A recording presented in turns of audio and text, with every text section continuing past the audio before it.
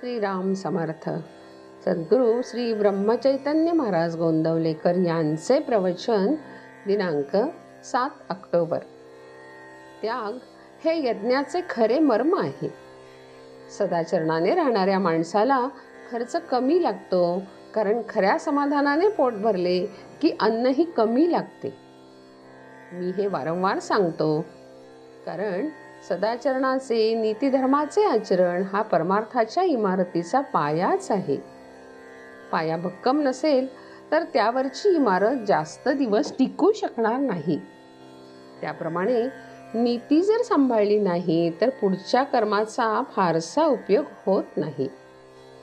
परस्त्री माते समान माना, परद्रव्याची अभिलाषा बाळगू नका आणि परनिंदेला विष्ठा समजून त्याग करा. या 3 गोष्टींना फार सांभाळा. परमार्थाची इमारत या 3 गोष्टींवर उभी करायची आहे. नुसता पाया बांधून ज्याप्रमाणे घरात राहता येत नाही, त्याप्रमाणे पायाशिवाय इमारतही उभी करता येत नाही. राम करता ही भावना ठेवून नामात राहणे म्हणजे परमार्थरूपी इमारतीत आनंदात राहणेच होय. व्यावहारिक मोठेपणा बाजूला ठेवा आणि देवाला अनन्य भावाने शरण जा. देवाला शरण जाताना सर्व विसरून जा. समजा एखादा माणूस नाटकात राजाचे काम करत असला आणि नाटक संपल्यावरही तो घरी येऊन जर राजासारखे वागू लागला तर त्याचा सर्व व्यवहार बिघडून जाईल. त्याचप्रमाणे देवाला शरण जाताना मी मोठा भक्त, विद्वान, पैसेवाला ही सर्व नाती विसरून गेले पाहिजे. कर्माचे फळ आपल्या हातचे नाही म्हणून त्याची काळजी करू नये. हे समजले तरी काळजी न करणे हे देखील आपल्या हातचे नाही म्हणून आपण काळजी करतोच. यासाठीच भगवंताच्या नामात राहण्याची सवय करा. कर्म करणे यात विशेष नाही. आपल्याला कर्म केल्याशिवाय चैनच पडत नाही.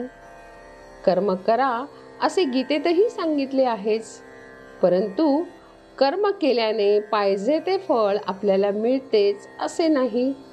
म्हणून भगवंताला स्मरून कर्म करा आणि मग काय काय होते ते पहा. हेच निष्काम कर्म.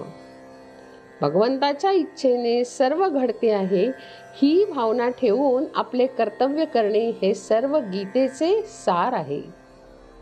जो समजून त्याग करेल त्याला फायदा होईल. नाहीतरी संन्यास आणि त्याग दोन्ही आपल्या जवळ सुद्धा आहेत. भगवंताच्या बाबतीत आपण संन्यासी वृत्ती धारण करतो आणि आपल्या आई बापाला सोडतो असा त्याग करतो. हे काय कामाचे? त्याग हे यज्ञाचे खरे मर्म आहे.